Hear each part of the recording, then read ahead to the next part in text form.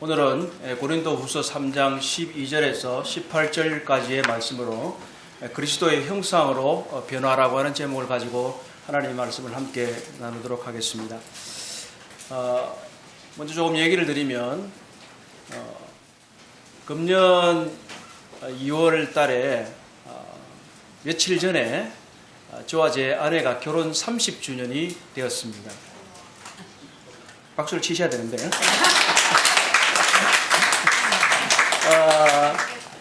대단히 30주년이라는 것이 저에게도 감회가 새롭기도 하고 여러 가지로 좀 의미가 있는 것 같습니다. 30년을 함께 살아온다는 것은 그 인생에 있어서 여러 가지 변화를 수반하고 또 동질화 되어가는 과정이기도 합니다. 아마 제 카톡을 보시면 The Pearl Wedding이라고 되어 있는데 영어로 진주혼이라고 합니다. 그래서 왜 30주년이 되면은 그 진주혼이라고 할까를 한번 생각을 좀 해봤어요. 진주가 만들어지는 과정이 잘은 모르지만 조개가 오랫동안 여러 가지 인고의 과정들을 통해서 그 조개 살들이 농축이 되고 단단해지면서 아름다운 이 진주가 만들어진다고 합니다. 아마 그렇게 30년을 누구이든지 간에 같이 동고동락하게 되면 단단한 어떤 좋은 관계를 가질 수 있는 것 같습니다. 그리고 결혼 60전이 되면 이것을 금강혼이라고, 다이아몬드혼이라고 한다고 해요. 사실 그 결혼식장에 가보면 100년해로 하라는 말을 많이 듣는데 아마 현실적으로 이건 불가능한 것 같습니다. 오늘날의 평균 수명이 80세, 100세가 된다 하더라도 이건 거의 불가능한 숫자 같아요. 보통 통상적으로 한 60년은 살 수도 있을 것 같아요. 그래서 제가 이제 30년을 더 같이 살기로 결심을 했습니다. 그래서 건강혼이 되면 뭔가 더욱더 단단해져 가는데 저는 이런 것들을 생각해 보면서 30년이니 60년이 이런 것들을 말하면서도 우리가 한 솥밥을 먹고 함께 동고동락하는 가운데 부부가 되고 또한 가족이 되면 의도하든 의도하지 않든 간에 사람은 닮아가기 마련입니다. 그리고 좋든 싫든 비슷해지는 것들도 많이 있게 됩니다. 그러면 제가 그리스도 예수를 믿은 지가 30년이 넘었습니다. 제가 우리 아내와 비슷해진 것만큼 보다 훨씬 더 저는 예수 그리스도를 닮았을까를 한번 좀 생각해 보게 되었습니다.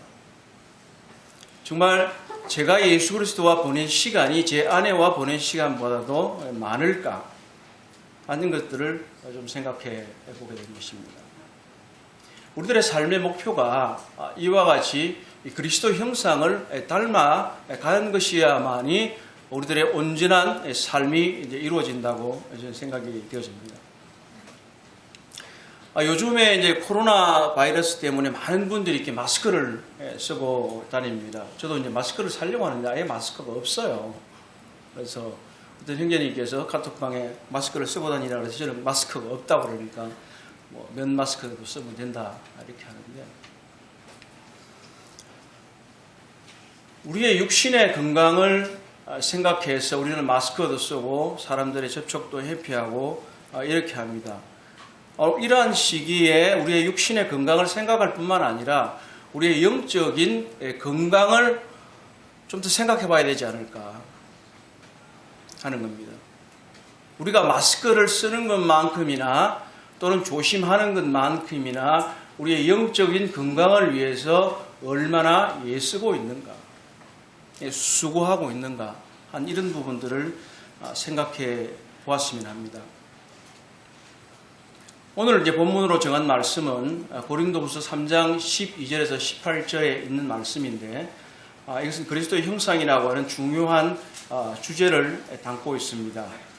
이와 더불어서 이것은 출애굽기 34장을 배경으로 하고 있습니다. 그래서 오늘 우리는 말씀을 나누기에 앞서서 이 본문의 배경이 되는 출애굽기 34장을 함께 읽고 시작하도록 하겠습니다. 저와 함께 출애굽기 34장 29절로 35절의 말씀을 펴시 주시기 바랍니다.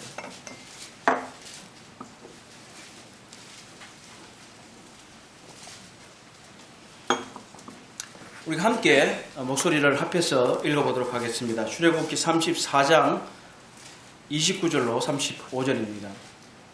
모세가 시작. 모세가 그 전구의 두 판을 모세의 손에 들고 시내산에서 내려오니 그 산에서 내려올 때 모세는 자기가 여호와께 말하였으므로 말미암아 얼굴 피부가 광채가 나나 깨닫지 못하였더라. 온 이스라엘 자손이 모세를 볼 때에 모세의 얼굴 피부에 광채가 남을 보고 그에게 가까이 하기를 두려워하더니 모세가 그들을 부르매 아론과 회중의 모든 어른이 모세에게로 오고 모세가 그들과 말하니 그 후에야 온 이스라엘 자손이 가까이 오는지라. 여호와께서 시내산에서 자기의 이르신 말씀을 다 그들에게 명령하고 모세가 그들에게 말하기를 마치고 수건으로 자기 얼굴을 가렸더라. 그러나 모세가 여호와 앞에 들어가서 함께 말할 때에는 나오기까지 수건을 벗고 있다가 나와서는 그 명령하시는 일을 이스라엘 자손에게 전하며 이스라엘 자손의 모세의 얼굴을 광채를 보므로 모세가 여호와께 말하러 들어가기까지 다시 수건으로 얼굴을 가렸다. 하나님의 사람 모세가 시내산에 올라가서 하나님의 계명을 받은 이후에 그가 하산했을 때에 그가 하나님의 얼굴을 대면하여 보았으므로 모세 자신의 얼굴도 광채가 났다고 합니다. 그러나 모세는 미처 그 사실을 깨닫지 못하고 있었는데 모세가 그 얼굴에 광채가 가득하여 내려오게 됐을 때에 그 사람들은 모세의 얼굴 피부에서 나는 그 광채를 보고 두려워했습니다. 그렇지만 이제 모세가 그들을 가까이 오게 하고 다시 하나님의 말씀을 전하게 되었습니다. 그 이후에 모세는 이제 자기가 말씀을 다 전하고 난 이후에 그는 그의 얼굴을 가렸습니다. 그것이 이제 좀 우리가 보게 될 이후에 고린도후서에 나오게 될 텐데 모세가 왜 얼굴을 가렸는지 여기에 대해서 명확한 설명은 없습니다. 다만 짐작해 볼 수 있는 것은 처음에 나와 있는 것은 백성들이 모세의 광채를 인해서 두려워했다고 하는 것입니다. 또 하나는 모세가 그가 가르치기를 마치고 난 후에는 그의 광채를 가리기 위해서 그의 수건 같은 것으로 얼굴을 가렸다고 하는 겁니다. 그러나 또 모세가 하나님의 장막으로 하나님을 뵈러 들어갈 때는 그 수건을 다시 걷어냈다고 하는 겁니다. 가르침 때만 그는 그 모세 자신의 얼굴의 광채가 그대로 있게 했지만 그러나 가르치고 난 이후에는 그의 그 빛을 가렸고 그러나 여전히 하나님 앞으로 나아갈 때는 그의 얼굴빛을 그의 얼굴을 다 드러내었다고 하는 사실입니다. 이것들이 오늘 우리가 본문들에서 시사하는 바가 무엇인지 우리에게 가르치고 있는 바가 무엇인지를 알고자 하는데 하나의 중요한 단서가 될 것입니다. 이제 우리는 오늘 상고하고자 하는 본문 고린도후서 3장 12절로 18절의 말씀을 또 한번 같이 읽도록 하겠습니다. 고린도후서 3장 12절로 18절입니다.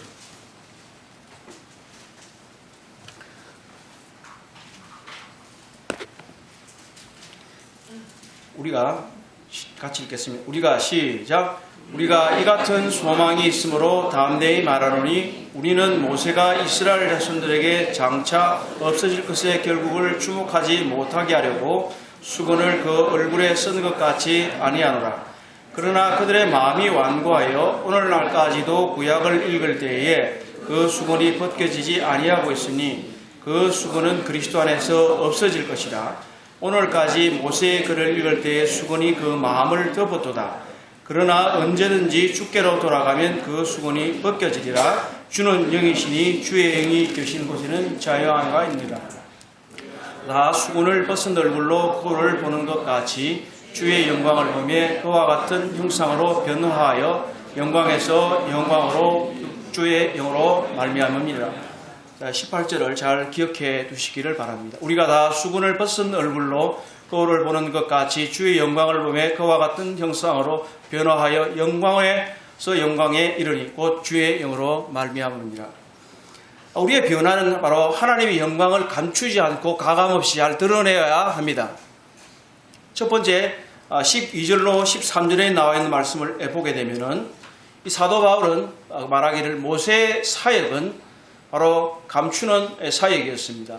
모세는 그의 영광이 드러나지 않게 하기 위해서 그가 말씀을 다 가르치고 난 후에는 베일을 취해서 수건을 취해서 그의 얼굴을 가렸습니다. 그러나 사도 바울은 이와 같이 하지 아니한다고 말하고 있습니다.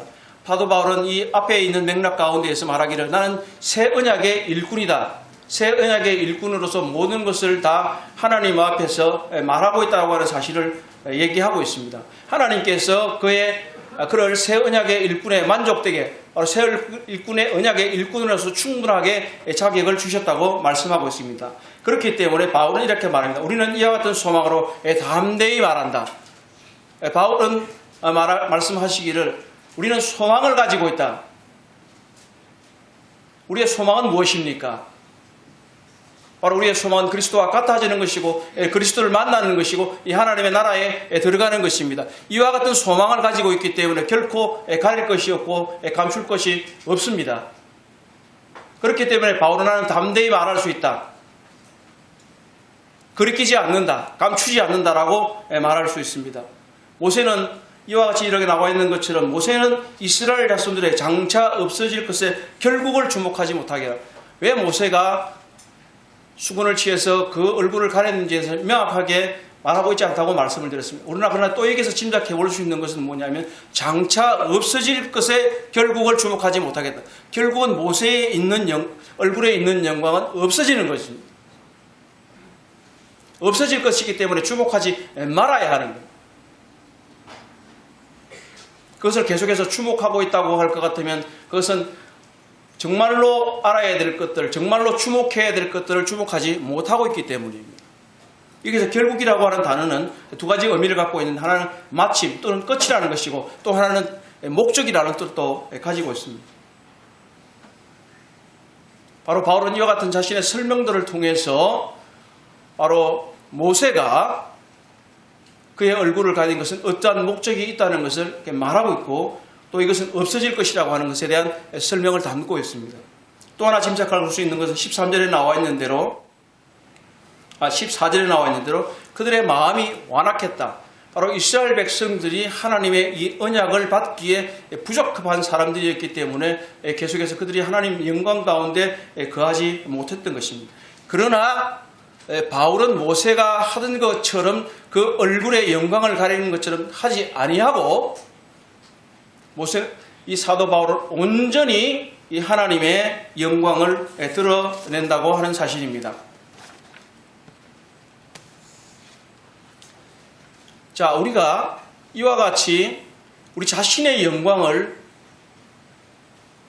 갖고 있다고 할 것 같으면 그것은 철저히 감추어야만 합니다. 그러나 그것이 하나님의 영광이어야 하고 이 새 언약의 직분 사람들을 해방케 하고 자유롭게 하고 영혼을 구원하게 하는 이 역사에 있어서는 이 새 언약의 사역은 가감없이 거리낌 없이 다 드러내어야만 합니다. 바로 이와 같이 그 자신의 뜻에 있어서 새 언약을 섬기는 하나님의 일꾼으로서 자신이 해야 할 일을 온전히 드러냈던 것입니다. 이것은 단순히 우리가 일꾼이라고 하는 것보다는 우리가 18절을 제가 잘 기억하라고 말씀드렸던 대로 이제 이것은 고린도 교회의 사정과 무관하지는 않습니다.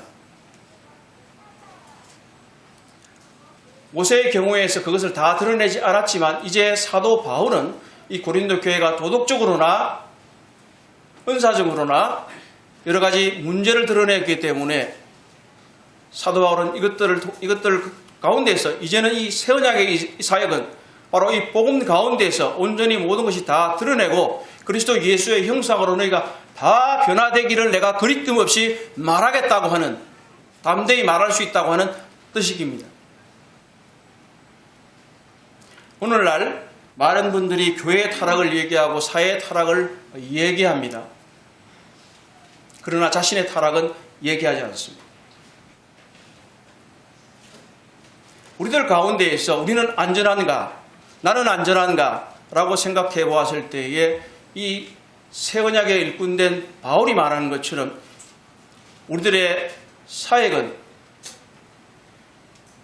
바로 우리들의 고린도 교회와 사정과 비슷한 이러한 일들이 세상에서 일어나고 있고 교회들 가운데서 일어나고 있을 때 정말 우리는 모두가 그리스도 예수의 형상으로 변화되어야만 한다. 그렇지 않고서는 아무런 해결책이 없다라고 말할 수 있어야 합니다.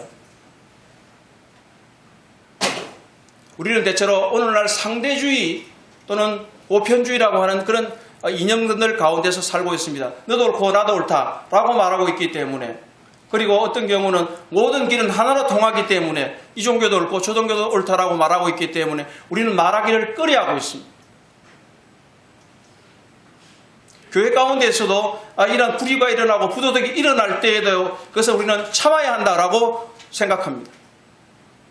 그러나 하나님의 뜻 가운데서 우리는 고린도 교회가 다뤄졌던 것처럼 오늘날도 역시 사회나 교회가 다 다뤄져야만이 이 그리스도 예수의 형상으로 바뀌어질 수가 있습니다.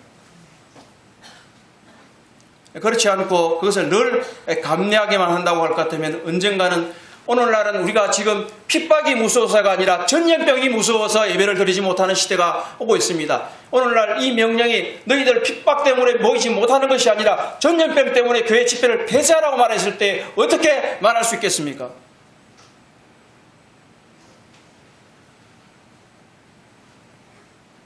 우리는 그리스도 예수의 형상을 갖고 있는 사람으로서 단순히 이 사회의 한 일원으로서만 살아가는 것이 아니라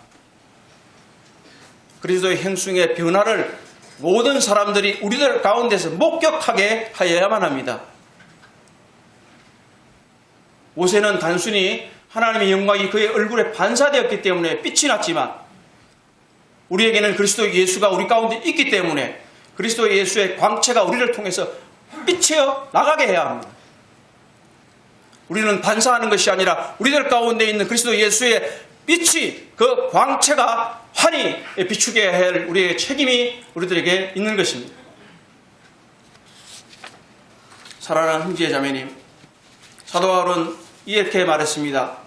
이에 숨은 부끄러움의 일을 버리고 속임으로 행하지 아니하며 하나님의 말씀을 혼잡하게 하지 아니하고 오직 진리를 나타내므로 하나님 앞에서 각 사람의 양심에 대하여 추천하노라. 우리는 우리 스스로가 남의 얘기를 하기에 앞서서 우리 숨은 부끄러움의 일을 버리고 속임으로 행하지 아니하며 하나님의 말씀을 혼잡하게 하지 아니하고 오직 진리를 나타내므로 하나님 앞에서 각 사람의 양심에 대해서 스스로 추천할 수 있어야 한다고 고린도후서 4장 2절에서 말하고 있습니다. 자, 두 번째는 어떻게 하면 불신에서 벗어날 수 있을까를 좀 얘기해 보려고 합니다. 바울은 이 자신의 새 언약의 사역에서 두 가지의 경우를 다 생각하며 말합니다. 하나는 불신 가운데 있는 이스라엘과 또 하나는 지금 고린도 교회로 대변되고 있는 신자들의 변화에 대해서 말하고 있는 것입니다. 첫 번째 경우에 있어서 이스라엘을 말하고 있지만 여전히 믿지 않고 있는 오늘날의 시대의 사람들에게도 유효하게 적용이 되는 말씀입니다. 14절을 한번 보시게 되면 그러나 그들의 마음이 완고하여 오늘날까지도 구약을 읽을 때에 그 수군이 벗겨지지 않고 있으니 그 수군은 그리스도 안에서 없어질 것이라. 이스라엘 사람들이 얼마나 하나님을 경외합니까? 저도 최근에 이스라엘을 가보니까 정말 많은 랍비들이나 이런 사람들이 하나님의 말씀을 경외한다는 목표하에 그들의 복장과 성경과 그리고 암송과 이런 많은 것들이 있는데도 불구하고 여전히 대다수의 유대인들은 예수 그리스도를 믿지 않고 있습니다. 그리고 오늘날 수많은 사람들이 기독교인이라고 자처하면서 성경을 읽고 있지만 여전히 그들의 마음 가운데 예수 그리스도를 자신의 구주로 영접해서 거듭난 진실한 신자들의 비율이 얼마나 되는지 참으로 궁금한 설정입니다. 이와 같이 바울이 지금 현재 말하고 있는 바는 그러나 그들의 마음이 완고하여 오늘날까지도 구약을 읽을 때에 그 수건이 벗겨지지 않습니다. 여기서 구약이라고 하는 표현은 아마 바울이 만든 표현이라고 여겨집니다. 왜냐하면 유대인들은 결코 자신들의 언약을 구약이라고 말한 적이 없기 때문입니다. 앞절에서 그가 자신의 사역을 이 새 언약의 사역이라고 소개하고 있기 때문에 모세의 법을 대비해서 이렇게 하고 있는 것으로 보여지는데, 바로 이와 같이 유대인들이 하나님의 말씀을 늘 경외하고 암송하고 심지어 졸지 않으려고 끄덕끄덕 하면서 읽고 있지만 그들의 마음은 완고하다고 합니다. 이전에 모세의 이 베일이 수건이 하나님의 영광을 그에게 반사된 것을 차단하기 위해서 했다고 할 것 같으면 이제 이 수건은 오늘날 유대인들의 마음에 덮여 있어서 하나님의 영광을 보지 못하도록 하고 있는 겁니다. 그들에게 있어서 마음의 완고함이라는 것은 그들의 종교적인 우월성과 그들의 조상애들에 대한 전통과 그들만이 하나님을 경외하고 있다는 그런 여러 가지 것들이 그들의 마음을 완고하게 해서 예수 그리스도를 믿지 못하게 하고 있습니다. 그럼 오늘날 우리들의 상황을 한번 보십시다. 많은 불신자들, 많은 예수 그리스도를 알지 못하는 사람들이 왜 예수 그리스도를 믿지 못할까요? 고린도후서 4장 4절에 보게 되면 그 중에 이 세상에 신이 믿지 아니하는 자들의 마음을 혼미하게 하여 그리스도 영광의 복음의 광채가 비치지 못하게 하매니 그리스도는 하나님의 형상입니다. 그리스도의 영광의 광채가 그들의 마음 가운데 비치지 못하게 하고 있는데, 사람들의 마음 가운데 그 자신들의 완고함이 수건과 같은 역할을 해서 하나님의 영광의 광채를 보지 못하고 있습니다. 우리 교회는 사랑하는 학생들과 청년들과 주일학교 학생들의 구원을 위해서 계속해서 기도하고 있습니다. 저는 여러 가지 말씀을 준비하거나 말하게 될 때 저는 늘 자신을 생각해 볼 때 이런 생각을 합니다. 내가 이런 말을 할 수 있는 자격이 있을까? 내가 정말 내가 전하는 말씀대로 살고 있을까라고 하는 의문을 늘 가지게 됩니다. 그렇게 되면 용기를 잃어버리고 뒤로 가게 됩니다. 그러나 때때로 말할 것을 말해야만 하는 때가 있습니다.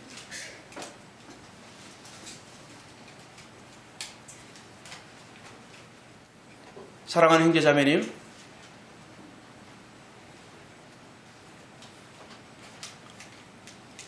사랑하는 학생들, 청년들, 그리고 이 메시지를 비디오를 통해서 보게 될 여러분들에게도 말씀드립니다. 여러분들의 마음 가운데 어떤 것이 수건으로 덮여져 있습니까?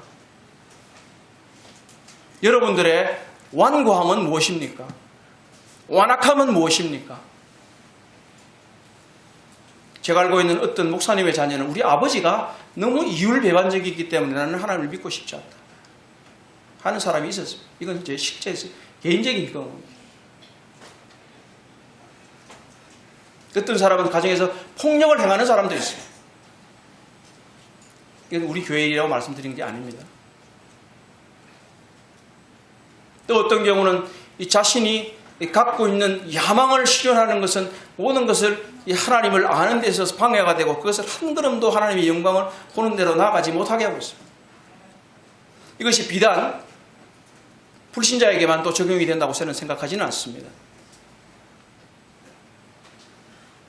오늘 많은 거듭난 그리스도인들이 하나님을 섬겨가고 있지만 여전히 우리들의 마음 가운데서 어떤 수군과 같은 것이 덮여 있어서, 그리고 우리들의 마음 가운데 어떤 완고함들이 우리를 짓누르고 있기 때문에 이 하나님의 영광의 광채를 바라보고 우리가 그 영광의 강취를 인해서 우리들이 하나님의 사람으로 변화되어 가는데 커다란 회방거리로 작용하고 있다고 하는 사실입니다. 우리들의 가운데 있는 마음에 있는 완고함이 무엇이 있겠습니까? 내가 하고 싶은 일을 실현하고 싶은 욕망들이 있었고, 그리고 이것은 내가 절대 나의만의 영역이다, 들어오지 말아라 하는 것입니다. 누구나 사람에겐 비밀의 방이 있습니다. 어떤 사람은 하나의 방이 있고, 어떤 사람은 2개의 방이 있을 수 있고, 어떤 사람은 3개의 방이 있을 수 있습니다. 그 비밀의 방에는 누구든지 들어갈 수가 없습니다. 그 비밀의 방에는 창문이 다 닫혀 있고, 그렇기 때문에 햇빛이 들어갈 수가 없습니다.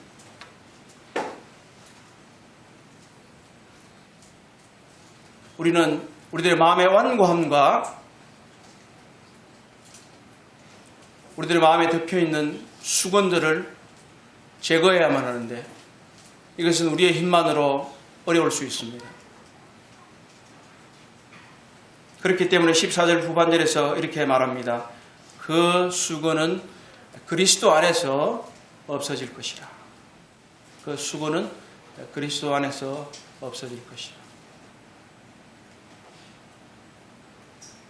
어떤 형제님이 만찬 시간에도 고백했던 것처럼 그리스도는 우리의 삶의 목표입니다. 그리스도는 우리의 삶의 완성입니다. 그리스도는 우리 삶의 마침입니다. 우리가 그리스도 안에 거할 때에 비로소 우리들의 마음의 완고함과 우리들의 마음에 덮여있던 수건들이 사라지게 되는 것입니다. 15절에도 나와 있는 대로 오늘날까지 모세의 글을 읽을 때 수건이 그 마음을 덮어들더라. 사랑하는 주일학교 학생 여러분, 학생에 출석하는 여러분, 여러분들이 어렸을 때부터 하나님의 말씀을 읽고 계속해서 주일마다 듣고 있고, 때때로 주님 가정에서도 함께 하나님의 말씀을 읽고 있습니다. 그러나 여전히 여러분들이 하나님의 말씀을 깨닫지 못하고 구원받지 못하고 있는 것은 왜이겠습니까? 그것은 여러분들의 마음 가운데 이 수건이 덮여져 있기 때문에 그렇습니다. 여러분들의 마음이 완악하기 때문입니다.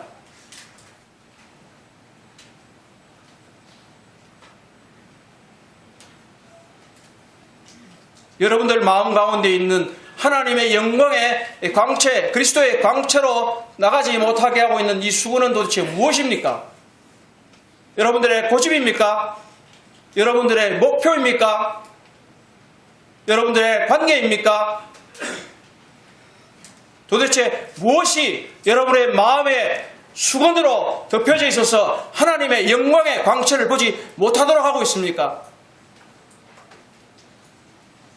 사랑하는 청년들이여, 사랑하는 학생들이여,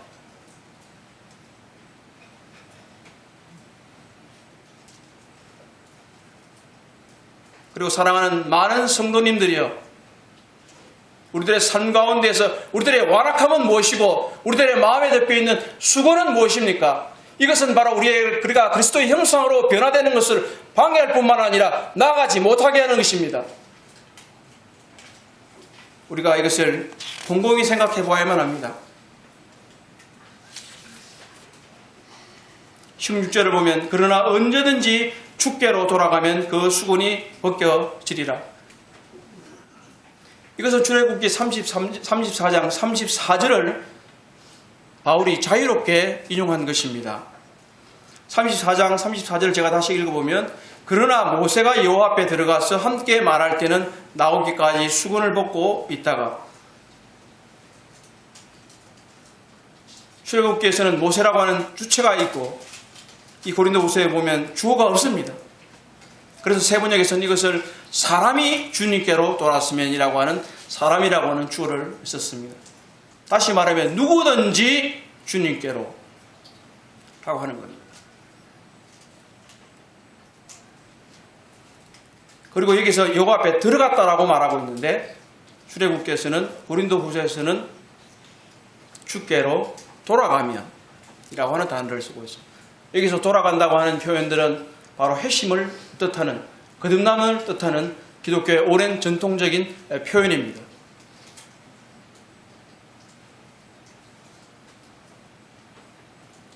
주께로 돌아서지 않으면 결코 이 수고는 벗어지지 않는 것입니다.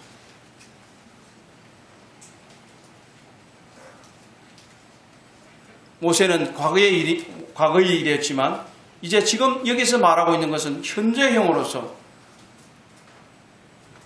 또 수동형으로서 주께로 돌아가면 그 수건들이 재해진다고 하는 것입니다.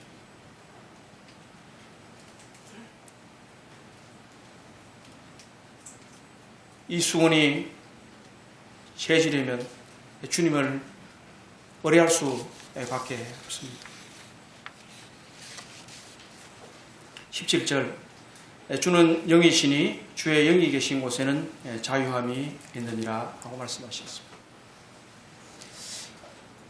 여기서 그래서 두 가지 중요한 요소를 좀 발견해 볼 수가 있습니다.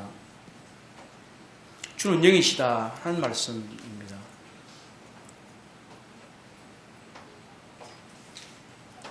바로 이 수건이 재해지는 바로 역사는 주님에서 일어나는데 일을 하시는 이는 성령이시라는 것을 암시하고 있는 것입니다. 삼위일체 하나님에 있어서 각각의 독자적인 인격을 갖고 계시지, 고유의 인격을 갖고 계시면서 각 개인의 구원 사역을 위해서 일하시는 것을 볼 수가 있는데, 여기 있는 것이 그리스도를 뜻하는지 성령을 뜻하는지 이러한 것들이 전혀 삼위일체를 이해하는 데 방해되지 않습니다. 바로 예수 그리스도께서 영이시기도 하고 바로 주의 성령께서 영으로서 일을 하시는 것을 말한 것입니다. 주의 영이 계신 곳에는 자유함이 있다. 자유함이라고 하는 단어를 사실 성경의 여러 곳에서 바울이 사용을 하고 있는데, 우리는 제사함을 통해서 죄 속박으로부터의 자유 이런 것들을 이제 대체로 많이 얘기를 하지만, 이 맥락에 있어서는 어떤 제사함으로 인한 자유 이런 것도 죄의 속박으로부터 자유를 의미한다라기보다는 바로 이 너울이 수건이 재해짐으로써 생겨나는 자유와 관련이 있는 것으로 보여집니다.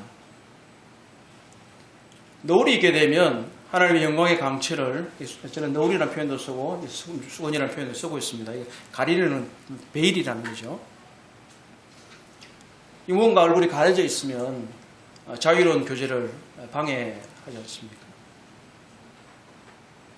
얼마 전에 이제 중동에 여행을 가게 됐을 때, 어떤 이제 거기 이스라엘 교인들이 있는 경우는 대부분 여자들에게 이제 히잡이라고 하는 걸 씌우지 않습니까? 우리들이 쓰고 있는 노을과는 다른 거죠. 근데 많이 가리죠. 그래서 가장 많이 가리는 걸 이제 부르카라고 합니다.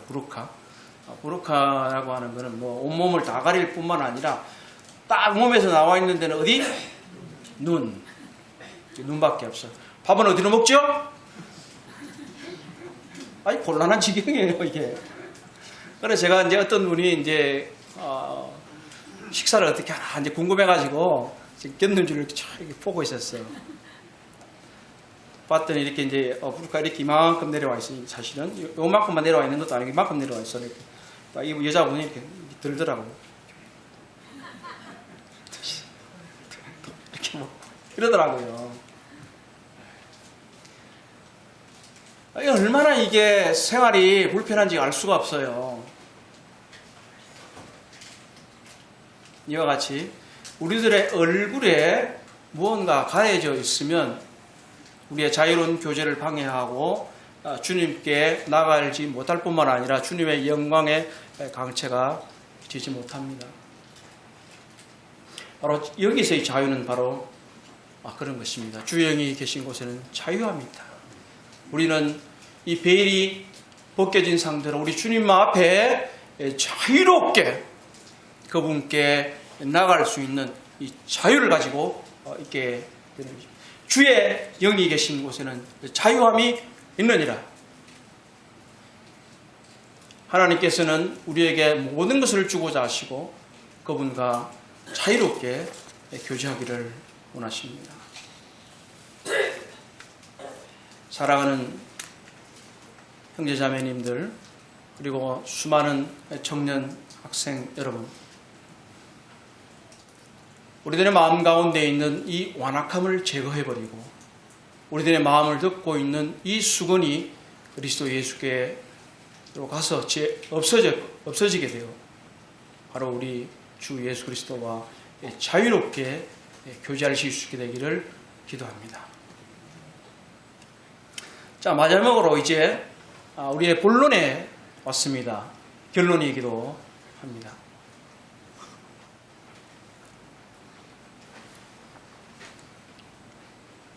지금까지는 이스라엘 사람들의 불신을 얘기하면서 또 한편으로는 여전히 오늘날 믿지 않고 있는 사람들에게 적용이 되는 것을 말했다고 할 것 같으면, 이제 마지막으로 이 18절은 우리에 대해서, 그리스도인들에 대해서 말하고 있습니다. 이 18절은 우리들이 지금 상고하고 있는 단락의 마지막 절일 뿐만 아니라 이 3장 전체를 관통하는 주제입니다. 고린도후서 3장 18절을 제가 다시 한 번 더 읽겠습니다. 우리가 다 수건을 벗은 얼굴로 거울을 보는 것 같이 주의 영광을 보며 그와 같은 형상으로 변화하여 영광에서 영광에 이르니 곧 주의 영으로 말미암으니라. 이와 비슷한 구절들이 고린도서 13장 12절에 있는데요. 우리가 지금은 거울로 보는 것 같이 희미하나 그때에는 얼굴과 얼굴을 대하여 볼 것이요 지금은 내가 부분적으로 하나 그때에는 주께서 나를 아신 것 같이 내가 온전히 알리라. 방금 읽은 고린도서 13장 12절도 거울의 이미지를 사용하고 있습니다. 그러나 여기서 우리가 방금 읽은 이 3장 18절의 단락에 있어서는 거울의 이미지가 희미함이라고 하는, 잘 알아볼 수 없다고 하는 그런 의미이기보다는 앞에 뒤에 나와 있는 13장 12절에 그때는 얼굴과 얼굴을 대하여 볼 것이요 라고 하는 것처럼 지금은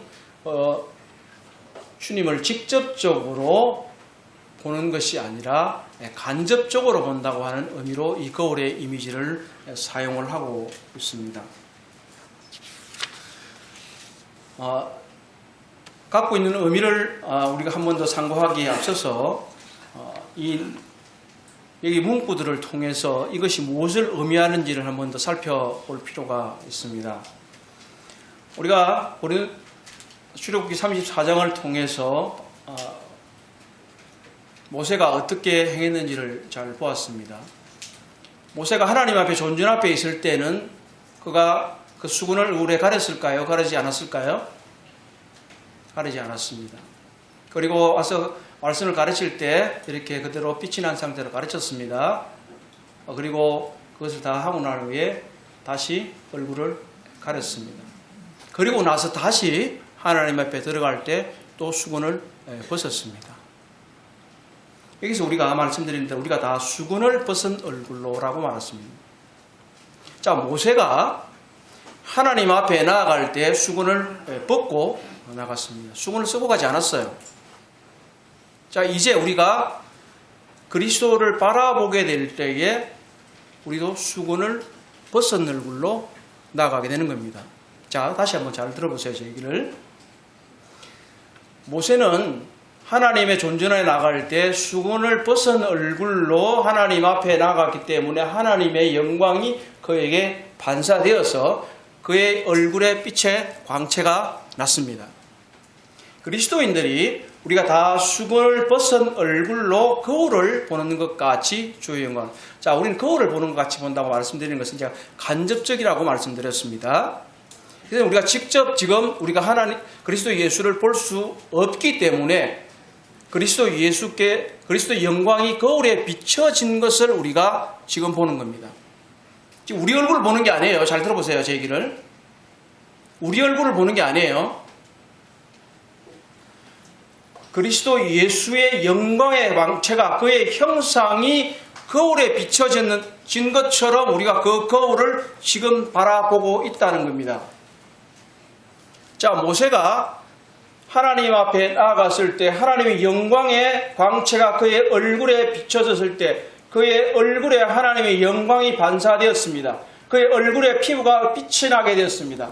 이제 우리는 수건을 벗은 얼굴로 우리의 저 거울에 나타난 그리스도 예수의 영광의 형상을 우리는 바라봅니다. 우리 역시 지금 이제 거울을 벗은 얼굴, 수건을 벗은 얼굴로 예수 그리스도를 바라보게 되기 때문에 저기 있는 그리스도 예수의 영광의 강체가 우리의 얼굴에 비춰집니다. 우리의 얼굴에도 빛이 난다는 것입니다.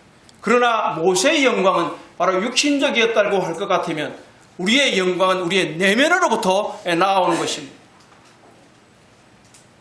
우리에게는 이미 그리스도 예수께서 우리들의 마음 가운데 자리 잡고 계십니다. 우리들의 변화는 얼굴의 표피적인 빛을 통해서 나오는 것이 아니라 우리들의 그리스도 예수의 영광이 우리들에게 비춰질 때에 우리의 내면으로부터의 변화가 일어나고 우리의 내면으로부터 하나님의 영광의 강체가 뿜어져 나오는 것입니다.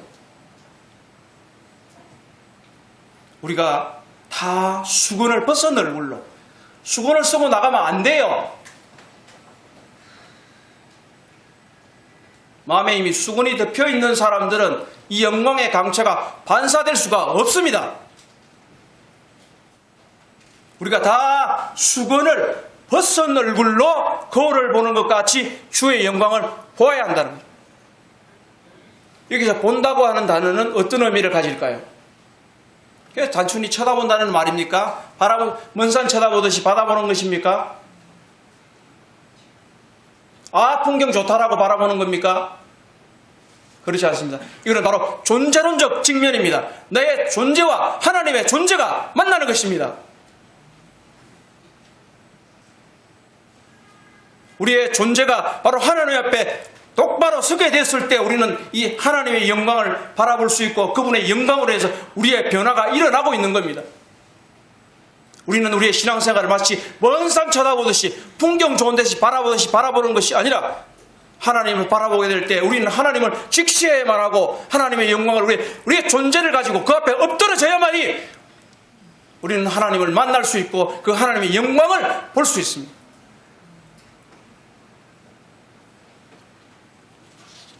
영광에서 영광으로 이르느니 우리의 변화는 금방 일어나는 것은 아닙니다.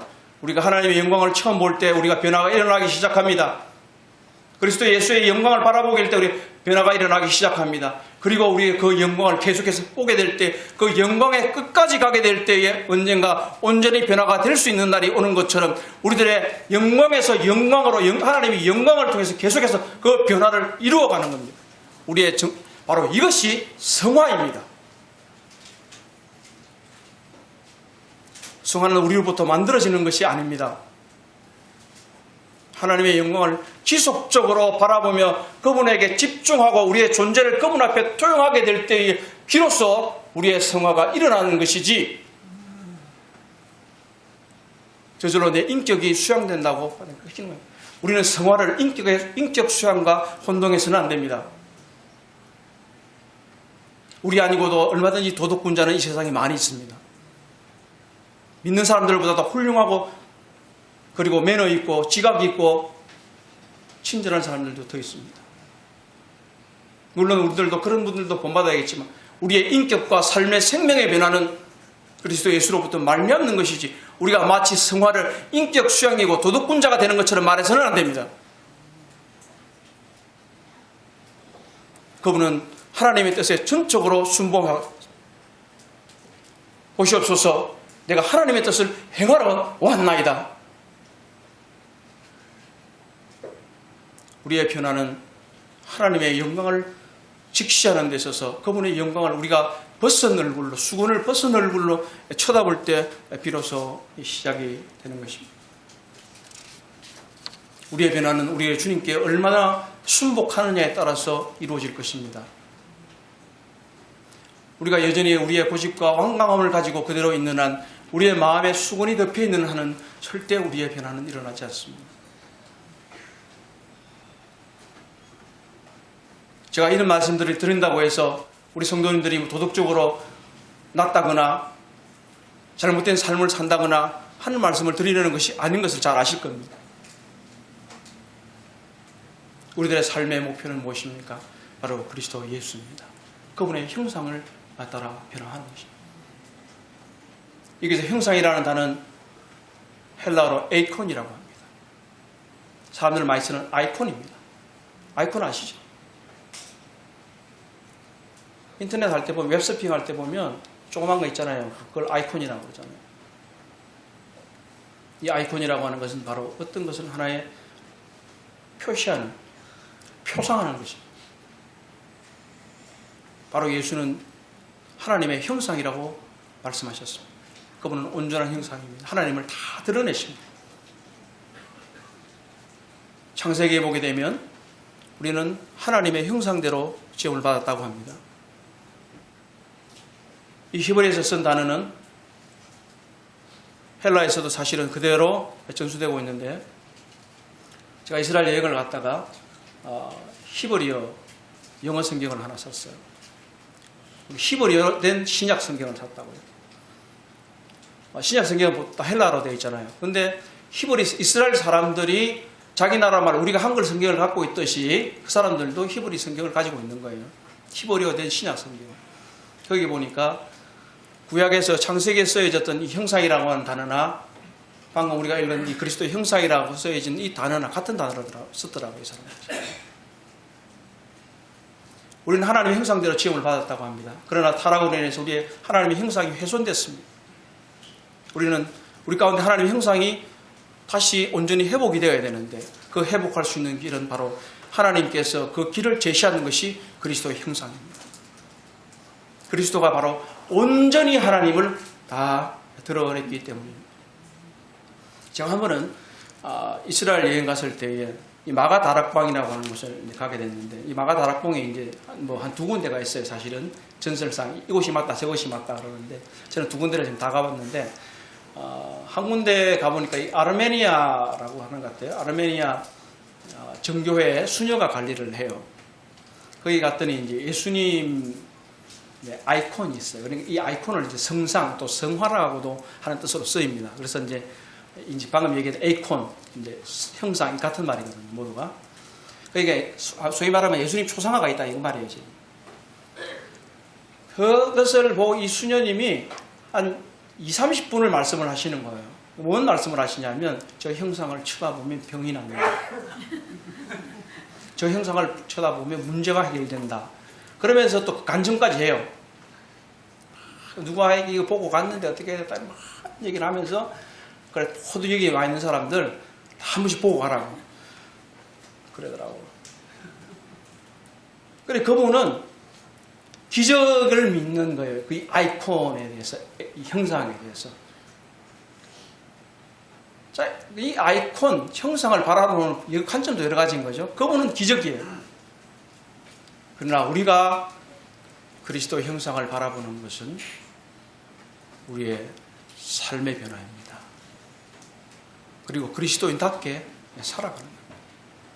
우리가 그리스도로 변화되는 겁니다. 그것이 하나님께서 자신의 형상대로 창조한 인류가 그리스도의 형상대로 온전히 회복되는 것입니다.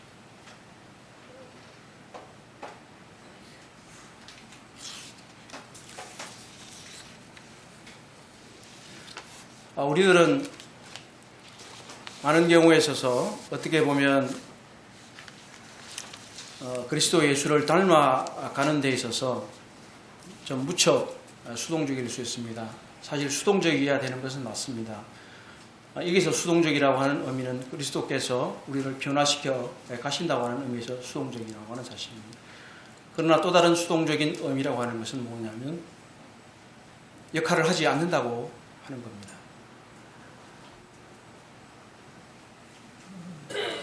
우리 그리스도 예수를 닮아가기 위해서 우리들 가운데에서 그리스도 예수의 형상이 이루어지도록 하기 위해서 얼마나 수고하고 있는지를 생각해 볼 필요가 있습니다. 그래서 기독교계에서 많은 분들이 영적 훈련이나 또는 경건 훈련에 대한 책자들을 내놓고 있기는 합니다. 저는 금년에 이 경건의 시간을 글로 써보자. 제가 사실 잘 못하거든요. 이 글을 쓰는 거를. 제가 순발력이 굉장히 부족해요. 그래서 지금 설교 원고를 다 써오거든요. 왜냐하면 이게 단상에 올라오면 잘 기억이 안 나요. 근데 굉장히 억지로 하는, 억지라고는 아니라 쉽지가 않아요. 그래서 무언가를 자꾸 말을 글로 옮기는 게 쉽지가 않아요, 저한테는. 말씀을 읽고도 이걸 내가 느낀 점이라든지 내가 변화할 거다 이런 것들을 좀 기록하기가 쉽지가 않더라고요, 저한테는. 금년에 어쩌든지 이걸 좀 실천해 보려고 노력을 합니다. 어떤 거창한 것들이 아니라 정말 이것을 내가 그리스도 예수의 형상으로 변화되기 위해서 해야 될 일이 뭔가를 생각해 볼 필요가 있어요. 제가 알고 있는 어떤 자매님은 자신의 묵상을 매일 자기 부모님에게 보내요. 이건 두 가지 목적이 다 있습니다. 하나는 자기 스스로가 변화하고 있다고 하는 것이고, 또 하나는 그의 묵상을 받고 있는 부모님이 내 자녀가 변화하고 있다는 것을 보여주고 있는 겁니다. 우리는 이와 같이 우리들의 삶의 목표가 그리스도의 형상으로 변화되도록 하여. 마지막으로 이제 고린도후서 3장 18절을 다시 한 번 더 읽고 마치도록 하겠습니다.